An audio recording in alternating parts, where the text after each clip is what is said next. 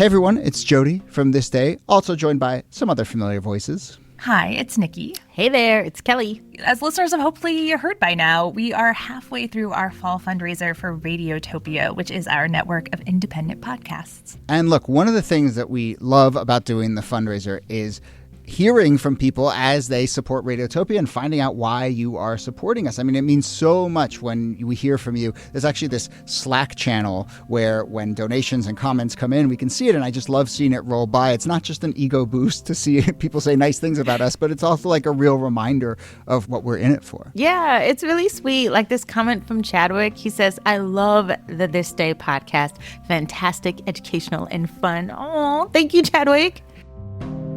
Now, is that it? Fantastic, educational, and fun? Is that basically the only three things that matter? And is that the order? Is that the right order? I think it's the right order. Well, I'll take it. Yeah. I'm not gonna second guess Chadwick. I also love this one from Jared because it gets at, like, why give? This is what he wrote. What got me to donate was the idea of donating to many of my favorite podcasts, and that I might be contributing to a show that doesn't even exist yet, that might become one of my favorites. Keep up the good work. Love that. That's very nice. Yeah, and that's true. You are investing in Radiotopia as a whole. I will also say that Jared, who wrote that in, he wrote favorite twice with a U in there, which makes me think that he's writing from overseas. So shout out to all the overseas listeners and members of Radiotopia. But look, as Jared pointed out, donating is a vote of confidence in a business model and an ethos of collective independent creators, which, as I think you know, listeners, is very, very rare and in short supply these days. And as of this recording, we are about halfway to our goal of 1,500 donors before December 31st. So if this day has meant something to you this year, please make your tax-deductible donation today, right on our website at thisdaypod.com. Your donation is split among all the creators in this network, so everyone really gets to benefit. Yeah, and every gift helps get us closer to our goal. So visit us at thisdaypod.com, and thank you all so much. Thank you. Thanks.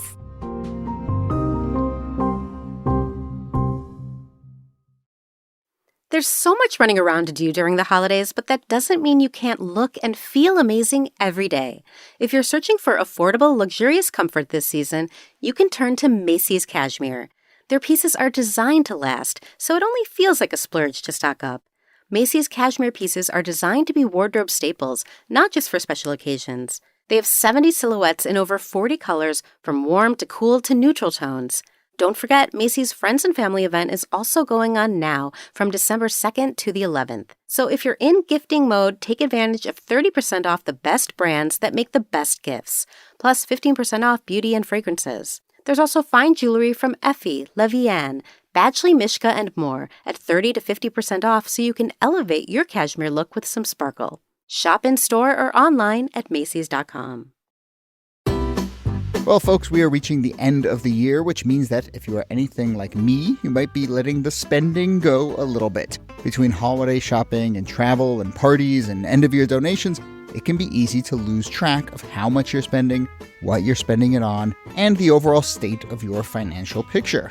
Well, if you want to keep your finances under control this holiday season, you need to be using Monarch. Rated Wall Street Journal's best budgeting app of 2025, Monarch is the all-in-one personal finance tool that brings your entire financial life together in one clean interface on your laptop or your phone. I've been using Monarch for a few months now, and for the first time in maybe ever, I feel like I have a real sense of how the money in my life is flowing, which, as I head into a new year, is going to really help me make some smart choices. Don't let financial opportunities slip through the cracks. Use code THISDAY at monarch.com in your browser for half off your first year. That's 50% off your first year at monarch.com with code THISDAY. Hello and welcome to This Day, a history show from Radiotopia. My name is Jody Avirgan. We are back with part 2 of our look at the early fights over vaccines and vaccine mandates. Some 100 years ago it was, but Lord knows they feel very familiar to the moment we're in right now. In the last episode, we talked about how some of the early fears over vaccines and some of the early legal pushback to vaccine mandates culminated in the Supreme Court weighing in and backing up vaccine mandates. We're framing that kind of as phase one, but now we will move to phase two of this fight, which sees the fight move into the cultural and political spheres, where those opposed to vaccine mandates found, I would say, much more traction. We'll talk about that shift in tactics and then talk about how this all fits into the 250-year sweep of this country as we have our eye towards 2026 and America 250. This is certainly one of the stories that has shaped this country's history and tells us a lot about how we got to this moment. In this moment, I am joined, as always, by Nicole Hemmer of Vanderbilt and Kelly Carter-Jackson of Wellesley. Hello there. Hello, Jody. Hey there. So, Kelly, I'm framing this as, okay, the legal battles maybe aren't as successful for the anti-vaccine movement. How else can we find some purchase? And maybe we should take a little moment to kind of meet some of these anti-vaccine groups, and sort of social clubs that are forming all over the country. Yeah. So in 1908, the Anti-Vaccination League of America gets formed. And it gets formed by two men, a guy by the name of Charles Higgins, who's an ink manufacturer, and an industrialist by the name of John Pitcairn. And John Pitcairn, his son, had an adverse reaction to vaccines. And this kind of goes back to what we had talked about in the previous episode, how once children are involved and once children are having negative impacts, the grief from that, it spars a lot of other people to want to get involved. And Pitcairn really goes on a campaign to undermine vaccinations. And he says, this quote where he says, "We have repudiated religious tyranny. We have rejected political tyranny. Shall we now submit to medical tyranny?" Wow. And he gets a lot of people on board with this. And there are other people, who come to him either having negative impacts in their children or negative impacts themselves. And it really does allow the movement to grow, and it allows the skepticism also to become somewhat contagious. And so you have people writing all kinds of, pamphlets. One's The Crime Against the School Child, that comes out in 1915. You have The Assassinations of Blood, which comes out in 1916. Another one with a sort of gripping title, The Horrors of Vaccination Exposed and Illustrated. Yeah, wow. No, in 1920, not with images. Wait, can I pause you there? One thing, which is with looking at these titles, these polemical tracts that are written mostly by this ink manufacturer, Charles Higgins. A little self-interest there. I know, he's got right. Well, that's true. His own fuel. Yeah, but they're called "Open Your Eyes Wide" and "Crimes Against the School Child," "Vaccination and Lockjaw," "The Assassins of the Blood." Think about the titles of the pamphlets on the other side, which are like "Love Your Neighbor," "Wash Your Hands," "We're all in this together." It's just from a pure, you walk into a store and you see these two pamphlets. Which one's going to grab your attention? It's the ones that play up the. There was clickbait in the 19 teens. Yeah, totally. That's so true. It lets you know that a negative ad will always go further than a positive one, which unfortunately was the case. And so one particular story, this man by the name of Louis Loyster, he gets New York's compulsory vaccination law for public schools for students overturned because his 11-year-old son died 3 weeks post-vax. And I think it's interesting, too, because, back then, it would have probably been hard to say what the root cause of his son's death was, but he believed that it was this vaccination. And so Loyster becomes a big part of this movement as well. And he is, being a champion, or so he believes, for children. And he says that, there are two conclusions that people reach when they read or become exposed to these ideas.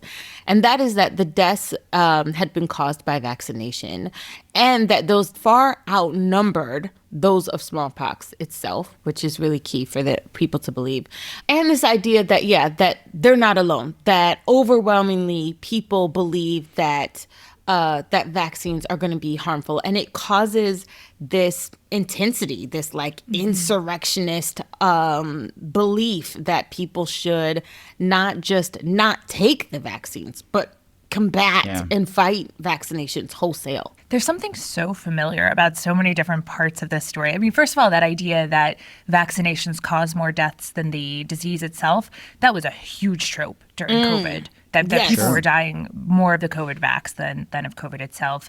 But also, like, Pitcairn was a Republican, Higgins was a Democrat. It wasn't a partisan divide, that kind of horseshoe theory around anti-vaxxers that we talk about today. Like, those pieces were all in place at the time, and it suggests that there is something about this issue that sustains over time and expresses itself in the American political vernacular in certain ways, again and again. But and also again. this notion of the silent majority, right, which we see throughout so many issues in American history, but it's, and is conveniently, like, almost by definition impossible to prove wrong, right? But like that is a huge factor here, this idea that, like, oh yeah, I'm just tapping into something that everyone believes. There's this groundswell, when in fact, I think even in these moments of deep distrust, most people took vaccines, found them effective, even in these early years. But yeah, so we have, to my eye, this real kind of way in which this anti-vaccination becomes a social phenomenon as much as anything. And, we have the American Liberty League is founded in August of 1918, which, by the way, to found an anti-vaccine thing in the summer of 1918, when the flu is starting to go wild, is pretty remarkable. That language of medical liberty is really interesting in their name as well. That's still a very pervasive. It is. And they have chapters throughout the country. Later that year, and I mean, a lot of people sort of revisited this during COVID, but there were protests. The anti-mask leagues were popping up in San Francisco. Hundreds were arrested for not wearing masks. But that, I think, is as much about the fact that they were finding kind of social bonds in this moment of intense fear and skepticism as much as anything. And we've talked about this with so many other groups that, like, Kelly, you talk about all the time, like the KKK was as much a social club as it was anything, Yeah, fraternity, yeah. People needed something. I think when you're terrified, fear and misinformation or not having enough information will drive you to do a lot of things that you think are in your favor but really aren't, because you're just sort of making a lot of decisions based off of fear. Yeah. And that's what people were doing, I mean, they if you heard a story or knew someone who knew someone, and that was a sustaining belief, so much to the point where, like, these social battles become legal battles. The New York dropping its mandate leads other states to also start to push back or pull back on their mandates as well.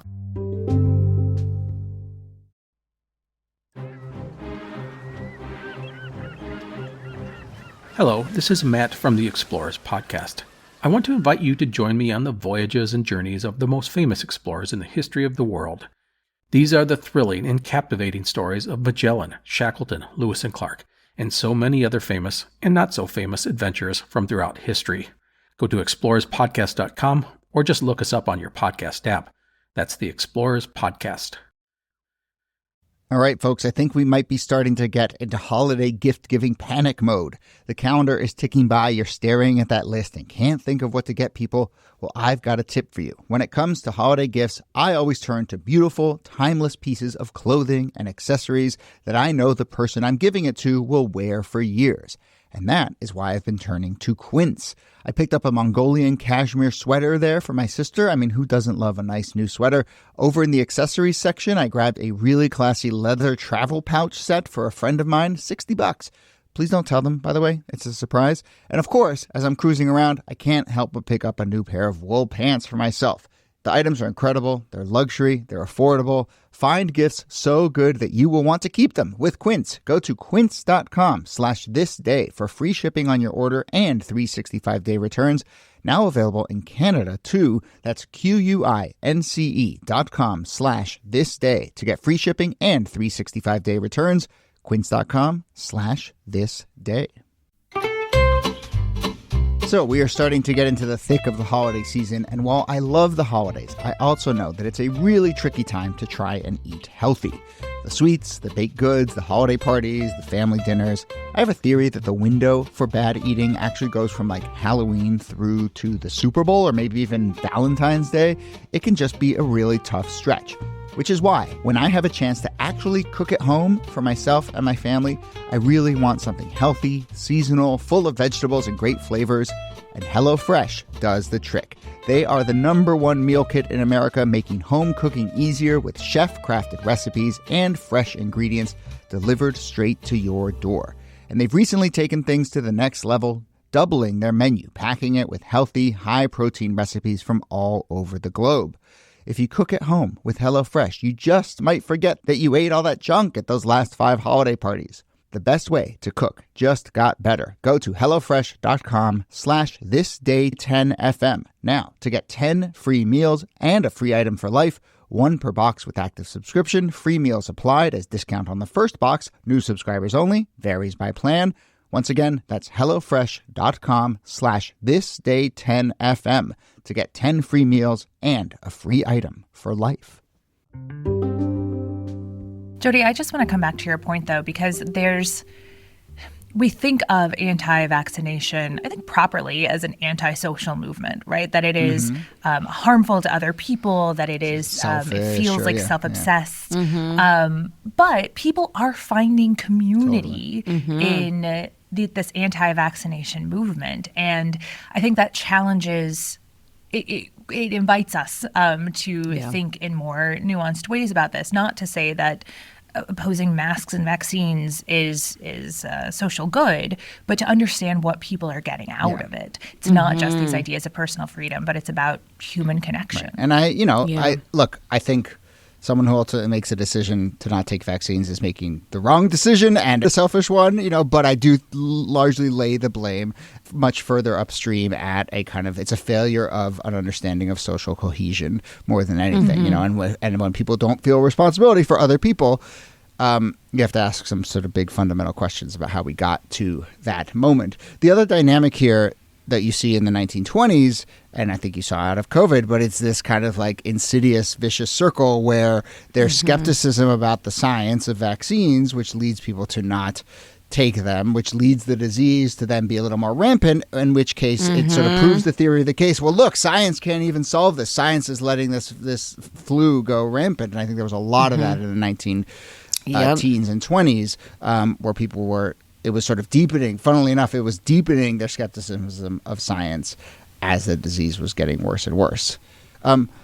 Now, of course, we have all the things happen at the same time. So we have the influenza, and of course, World War I is around the same time as well, and we're heading into the between the wars period. But there is also, as we discussed, a kind of rising sense of patriotism, and I do think that it's important to point out that, like, a lot of the pro-vaccine story gets tied into, like, what is your patriotic duty? And this is a moment where the country is having a lot of big conversations about a kind of what is our identity, what is our role, what binds us together. And I think vaccines get caught into that swirl as well. Oh, absolutely. And I think that the anti-vaccination movement is responding to that as well. Like, you have this period in which democracy and tyranny are the watchwords of the day. And the anti-vaccination movement picks that language up.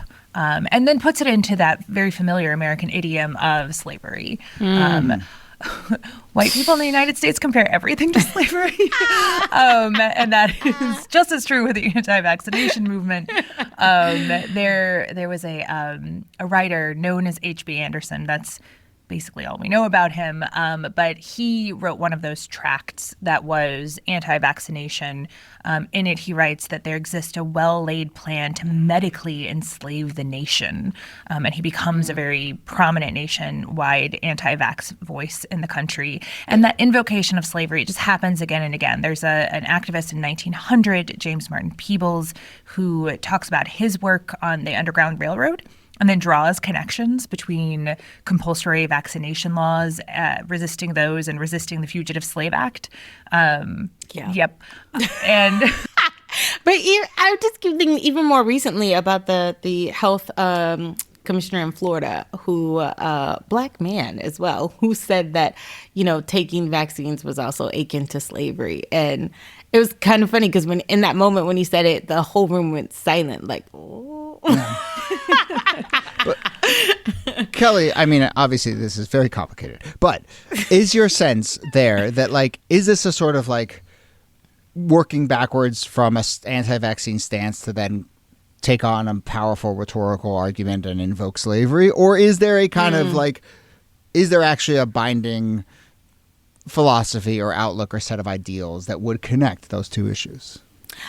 I mean, again, it kind of goes back to what I said last episode, which is that if you think of yourself in terms of an individual, in terms of your own liberty, your own autonomy, then the idea of anything that is compulsory or that is mandated or that you sort of have to do feels like you no longer have control and that you no longer have sort of like power over yourself.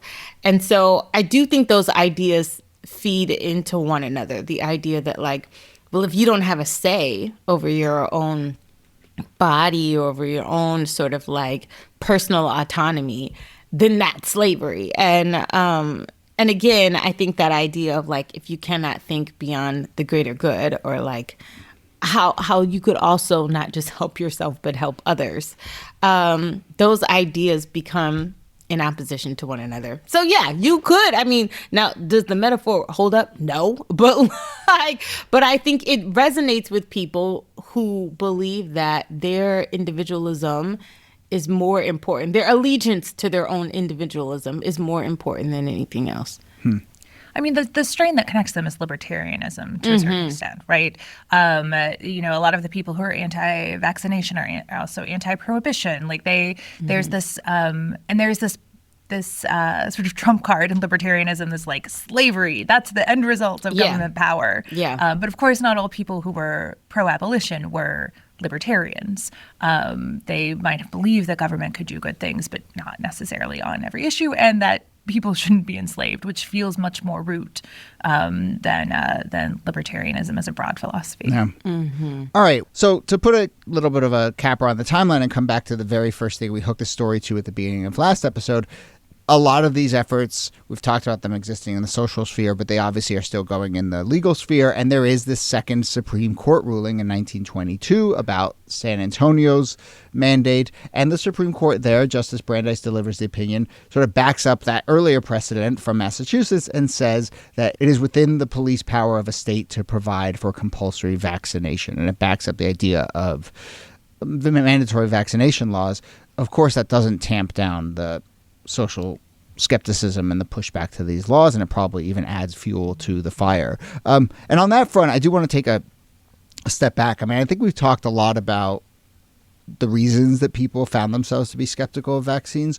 One thing that I think is important to also discuss is that I think the types of people who were vaccine skeptical in that era and the reasons for them were much more diverse than maybe people realized. And I think there is this instinct to sort of dismiss or brush off or just sort of coalesce everyone who's anti-vaccine to be like, well, we know what they're about. They're anti-vaccine. We know where they come from. You know, they're scientifically illiterate, or they, you know, are kind of captured by propaganda or whatever. And in fact, when you look back at the various strains and groups and people, you realize that there were scientists who were a little skeptical of relatively new technologies, and there were people who were tying it to anti-slavery causes, and there were people whose kids had been, and so to me, I'm curious your thoughts there, but to me, the lesson there is that if you just go after one particular argument, or one particular piece of broken logic, you're just going to be playing whack-a-mole. You need to go to this much larger question of how does someone get to the point where they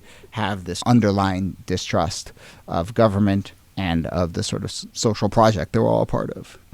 Yeah, that's why I think your social cohesion point, Jody, that you've developed over the last two episodes is really important, because some of these people, they're rural people who are distrustful of urban life.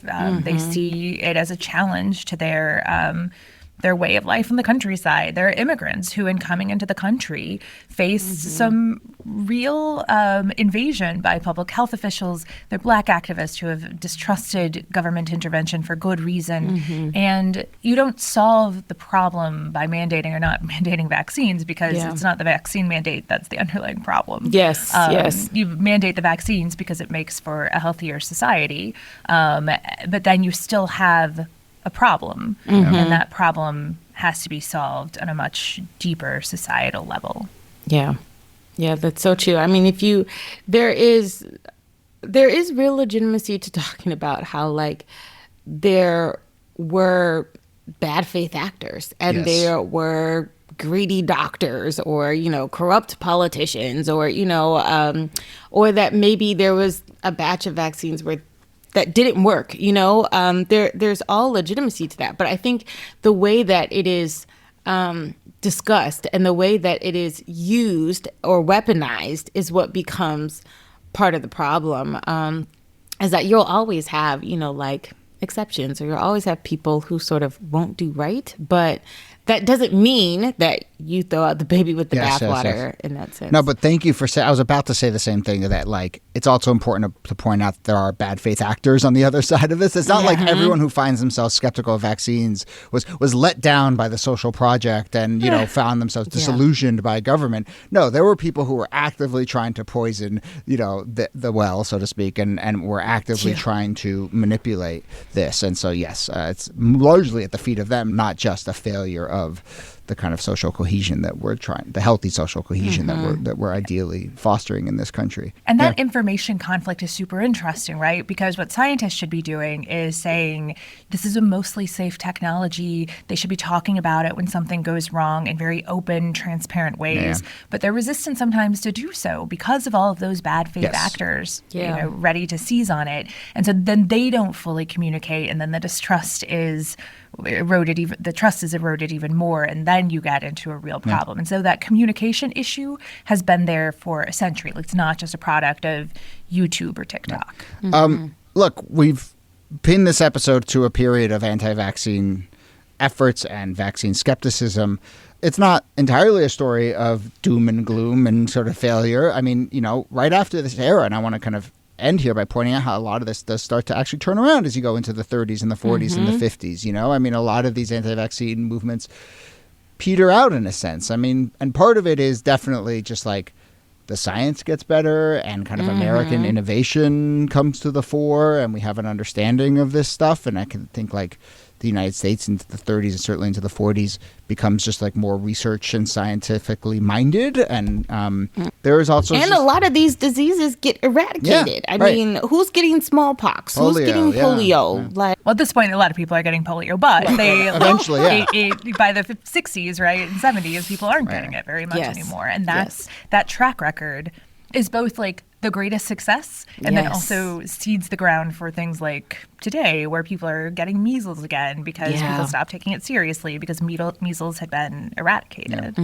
Yeah, and just the sort of like public imagination, right? I mean, I think like the role of the doctor, right? The doctor is someone who's like has the most rigorous training in the world, like that I think starts to come into the fore, and people start to just sort of increases the level of trust. And I think there's also, I mean, certainly, as we talk about the New Deal era, acceptance of a robust role for government, and that's tied into a lot of this as well.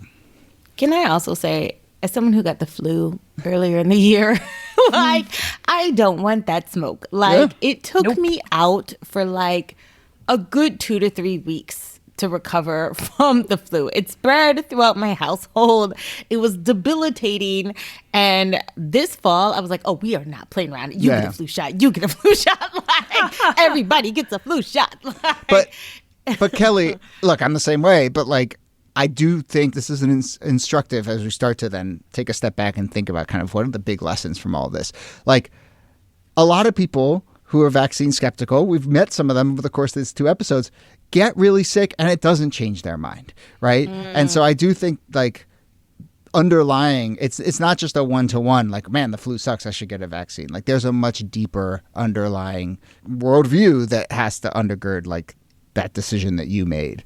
But it's not as simple as... Listen, I am not hard-headed. You only have to tell me once. I only have to get sick one time. Maybe call me a baby, whatever. But I don't have time to be sick too. So like, you do not have to pull my arm to tell me to stay healthy. Okay, well, let's wrap up. And as I said, this is kind of fitting into some of the stuff we're going to do throughout 2026, where we are going to try and tell some stories that feel like they add up to how we got here with regards to 250 years of American history. And so, one of the questions that I'm going to try and ask the two of you and ask our audience to think about as we reached the end of each of these episodes, each of these stories, is if we're talking about stories that shaped 250 years of American history, where do you come down? Is this story one of the key things that has shaped us and got us to this point? How does it fit into that larger 250 sweep? This is a core question of U.S. history, which is what is the proper role of the state in people's lives, and how do people perceive or accept or push back against that role? And so in many ways, like, this is elemental to the story of U.S. history over the past 250 years. I think it's also the case that we have a real tendency, understandably, to see things through the lens of our own experiences. And so when something like COVID happens, the response to it is all put down to contemporary ills. It's social media, it's the radicalized right, it's all of these things that are the causes of the current crisis. And by understanding this in that broader, at least 150-year history of resistance to vaccination, you begin to understand that there's something deeper at play. And that's important because when it comes to solutions then, the solution is not like more moderation of social media necessarily, but it's about these like broader social and cultural problems.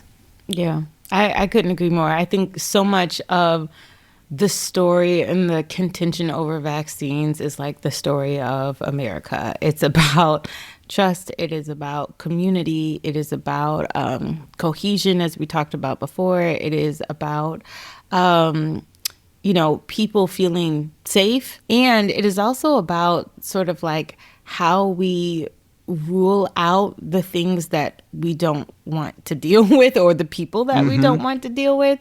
And I think it shows you so many aspects of American identity all in one: the good, the bad, the ugly, and even the benign. But just to push the two of you a little bit on this, because, one thing I'm thinking about is, I agree, tells us so much about 250 years of America, but it's not like if you were writing down a list of American attributes over the course of 250 years, they don't like vaccines, I don't think would be very high on the list. It would certainly be lower on the list than they are skeptical of government and are always contending with the balance between personal freedom and social cohesion. And so in some ways, I see the vaccine fight. Obviously, it's a through line. It keeps rearing its head, but it's as much as anything a manifestation of this much higher and bigger and underlying story that I think we will revisit many times throughout next year. But, I wouldn't put they don't like vaccines as a core American attribute in the same way that I would certainly put they're deeply skeptical of government overreach. The majority of Americans are still getting vaccinated. Yeah, right. The majority of parents are still vaccinating their children, their infants. And while there's a percentage of people who are either skeptical or have even delayed, or people are still getting vaccines. Yes, people absolutely. are largely still getting vaccines. And it's largely the story that we tell of American history, right? Like, I think we've backed away from the one long arc toward progress, but there is still the sense that like progress is a good thing and that these vaccines are part of America's progress and scientific innovation. And so this is still very much a celebrated part of U.S. history and U.S. character, the vaccination program in and of itself. And so the anti-vaccination movement is a sour contrary note in that. And so it wouldn't be the thing that you associate with American character, but perhaps it's something that we should weave back in. Sure. Yeah. Sure. Well, on that note, I mean, one other question that I think we're going to ask throughout next year, and we don't need to linger on this because I think I kind of know the answer, but, is as we visit some of these stories, I'm very curious to gauge our sense of whether we remember them enough or we don't remember them enough. And I think if we were recording this in 2019, we might have said, you know what, like this country doesn't talk about the sort of resistance to vaccines as much as it should. I certainly think we remember this through line of American history plenty. Now, whether we're learning the lessons from it is another question, but it's, RFK Jr. is in charge of our federal health, so probably not learning it well. Yeah. No. But certainly as we do this sort of series of stories throughout 2026, it'll be very interesting to see to gauge not only how did this contribute to where we are right now, but also just in the work of history that we're doing, is this part of the conversation enough? And we'll talk, and as we do more stories, we'll talk about whether there are enough statues and plaques or not enough statues and plaques, or how does this appear in the history books, or does it, or, so forth. So it'll be very interesting to track not just the kind of stories we think matter, but also the way in which those stories are told as we enter America 250. But that brings us to the end of this two-parter on the early roots of anti-vaccine movements. Nicole Hemmer, thanks to you as always. Thank you, Jody. And Kelly Carter-Jackson, thanks to you. My pleasure.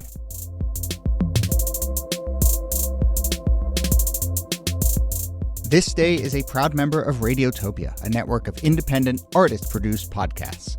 Don't forget to sign up for our America 250 Watch newsletter. Every Thursday, members get exclusive access to analysis and information about the upcoming semi-quincentennial, commentary from our team, and a list of fascinating things that happened that week throughout history. Join in, find out lots more at thisdaypod.com. You can also follow This Day Pod on Instagram, Blue Sky, and YouTube. Jacob Feldman is our researcher. Brittany Brown is our editor. My name is Jody Avirgan. See you soon.